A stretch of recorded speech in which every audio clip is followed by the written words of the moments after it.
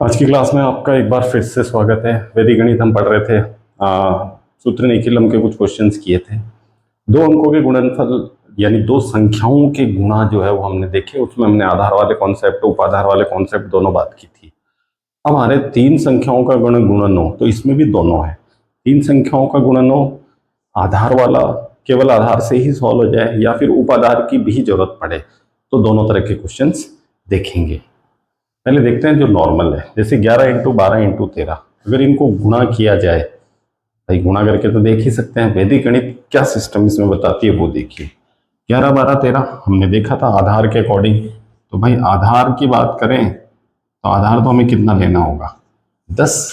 भाई नजदीक है उसके। अब थोड़ा सा वही सिस्टम सब कुछ, क्या ले रहे हैं हम, विचलन। अब 11 है तो कितना होगा, +1, 12 है तो +2 और 13 है तो +3। अब इनके सामने इनके विचलन लिख दीजिए। 3 है, थोड़ा सा ध्यान दीजिएगा। अब थोड़ा सा एक चीज चेंज होगी। चलिए, वो जब हम दो अंक संख्याओं का कर रहे थे तो दो खंड हो रहे थे, इसमें तीन खंड होंगे। पहला खंड एक बार ध्यान से समझ लीजिए। पहला खंड अगर हम 11 लेते हैं तो हमें बाकी दो के विचलन जोड़ने हैं। उसमें 11 दो थे तो 11 ले तो इसका जोड़ दिया, ये तो इसका जोड़ दिया। इस तरह से था दो में से।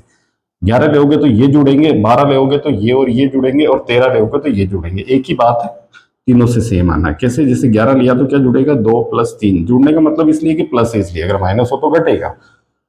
अब जैसे एक बार जोड़ के बता दे, 3 2 5 11 16 हो गया। अगर 12 लिया होता तो 3 और 1 4 16 हो गया। 13 लिया होता तो 2 और 1 3 16 हो जाता। ठीक है। दूसरे खंड में क्या होने वाला वो थोड़ा ध्यान से देखिएगा। जो दूसरा खंड है उसमें दो दो विचलनों का गुणा होगा। यानी कि पहली बार में इनका होगा, दूसरी बार में इनका होगा, और तीसरी बार में इनका होगा। यानी पहली बार में एक और दो गुणा होंगे। देखिए प्लस है, अभी मैंने साइन नहीं लगाया, बीच में प्लस होगा। अब दो और तीन गुणा होंगे, और तीसरे खंड में ये और ये गुणा होगा, यानी 3 इंटू 1। और लास्ट तीसरे खंड में तीनों एक साथ गुणा हो जाएंगे, यानी 1 गुणा 2 गुणा 3। आगे वही सिस्टम है सब कुछ। अब भाई यहाँ हो गया 3 2 5 करके 16। यहाँ देखो 2 1 से 2, 2 3 से 6, 3 एकम 3। यहाँ तो तीनों गुणा होके कितने हो रहे हैं, 6 हो रहा है। ये 16, ये कितना हो गया, 6 2 8 3 11, और ये 6। अब इस खंड में कितने अंक, उससे कोई फर्क नहीं पड़ना, लेकिन बाकी दोनों खंडों में उतने ही अंक होने चाहिए जितने आधार में शून्य है। अब आधार में 1 0 तो 1 अंक होना चाहिए। यहाँ तो ठीक है, यहाँ 11 हो रहा है तो भाई इसको इसको दे दो। अब 11 इस 16, एक जब 16 को देंगे तो वो कितना हो जाएगा, 17। यहाँ 1 बच जाएगा, यहाँ 6 बच गया। अब हम देख रहे हैं कि सब बिल्कुल सही हो गया है, तो बीच में से ऑब्लिक हटा दीजिए, और ये हमारा आंसर है। ये कुछ इस तरह से सॉल्व करना है। देखिए एक और क्वेश्चन लेते हैं, थोड़ा सा बड़ा ले लो। ये 108 है, 109 है, और ये जैसे 112 है। इस तरह से ले लिया, थोड़ा सा बड़ा। एक बार अभी हम सिंपल ही ले रहे हैं, उपधार की बात हम थोड़ी देर बाद में अगले वीडियो में ही देखेंगे उसको। तो आधार कितना लिया, 100 ही दिख रहा है। विचलन की बात करें, तीनों ही प्लस में है तो +8। भाई 100 से ऊपर है, इसलिए तीनों ही विचलन कैसे होंगे, धनात्मक प्लस के। इनके विचलन इनके आगे लिख दीजिए। इसका +8 है, इसका +9 है, और 112 का प्लस के 12 है। क्या बताया मैंने पहले खंड में, अगर हम 108 लेते हैं तो बाकी दो के विचलन जोड़ लें। तो अगर हमने 108 लिया तो इसमें कितना जुड़ेगा, 9 और 12। ठीक है।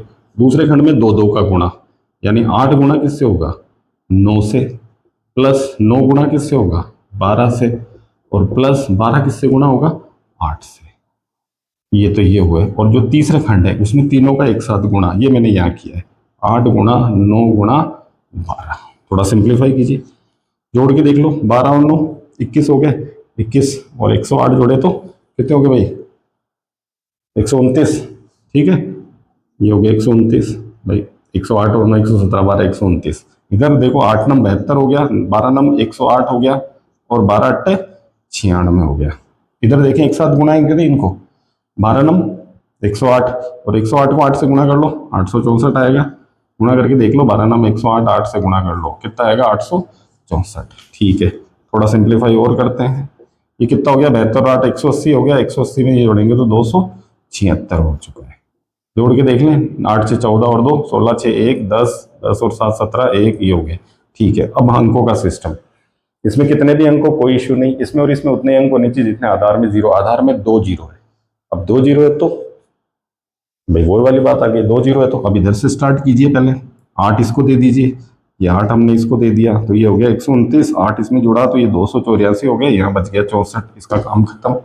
यहाँ जाओ, यहाँ फिर 2 अंक 2 इसको देना है, 2 इसको दोगे ये कितना हो जाएगा 131, यहाँ बच गया 84, यहाँ बच गया 64। अब बिल्कुल सही हो गया, तो 131, 84, 64 ये हो गया हमारा आंसर। ये इस तरह से करना है, तो आसान तरीका है। अब इसमें नेगेटिव का लेते हैं हम एक, कि भाई नेगेटिव, अगर नेगेटिव में हो वैल्यूज यानी कि विचलन जो है वो माइनस में आए तो थोड़ा सा कैसे सॉल्व करना है। हालांकि माइनस में वही सिस्टम है बिना किसी बदलाव के, जैसा हमने पहले भी देखा हुआ है, ऐसा कुछ स्पेशल है नहीं। तो पहले जैसे हम थोड़ा सा छोटा क्वेश्चन ले लेते हैं एक नेगेटिव के हिसाब से।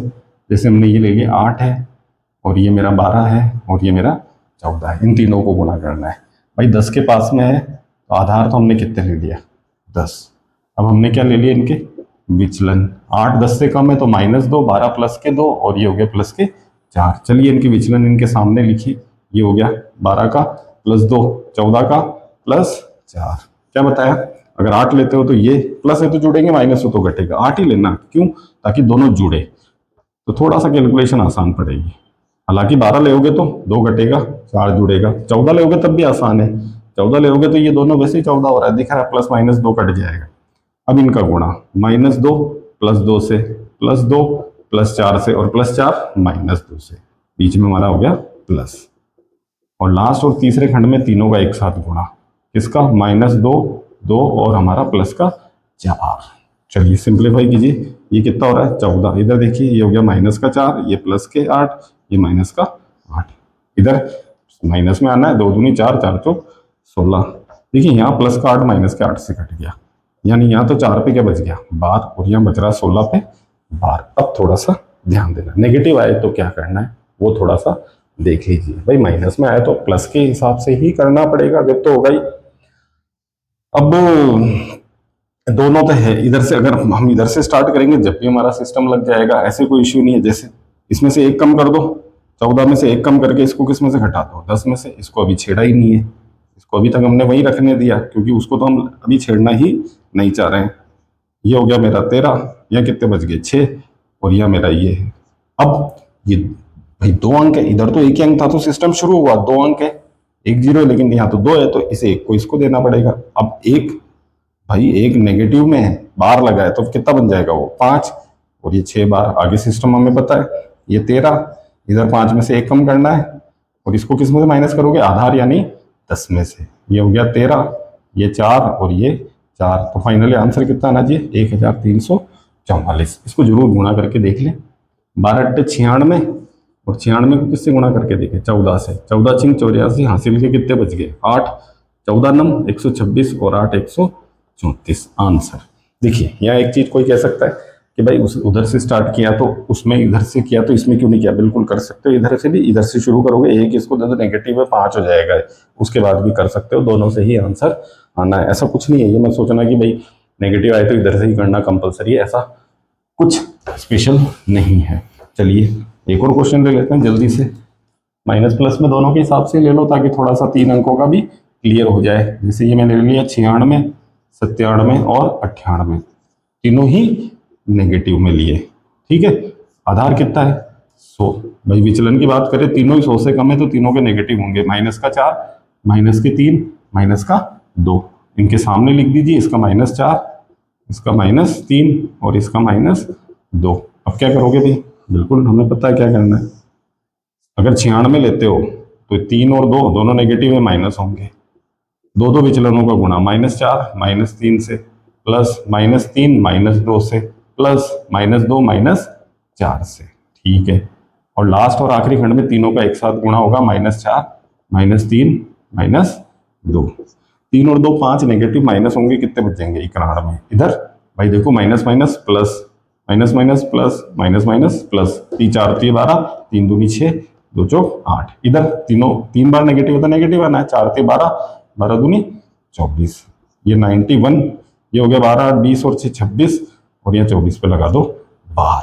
अंकों को लेके कोई इश्यू नहीं है, 2 अंक है 2 0 है, तो भाई इधर वाले में तो कोई इश्यू नहीं, इधर वाला। अब उसको मैं अगर बार हटाना तो क्या करोगे, इधर से एक कम करोगे, एक कम करोगे तो कितना हो जाएगा 25 और ये हमारे किस में से घटेगा आधार में से, कितना बच जाएगा भाई ये 91 25, 100 में से 24 गए तो 76, बिल्कुल ऑब्लिक हट जाएगा, आप कोई टेंशन नहीं है। तो हमारा आंसर हो गया ये 912576। ये इस तरह से 3 अंकों के हैं। अब 3 अंकों में उपाधार वाला सिस्टम भी शुरू होगा, तो उपाधार में क्या करना है उसका भी थोड़ा सा हमें देखना पड़ेगा, और वो हम करेंगे हमारे नेक्स्ट वीडियो में। देखिए, वीडियो अगर पसंद आ रहा है, हमें चीज़ें समझ में आ रही है, तो बिल्कुल लाइक कीजिए, शेयर कीजिए, और अगर सब्सक्राइब करते हैं तो बहुत ही अच्छी बात।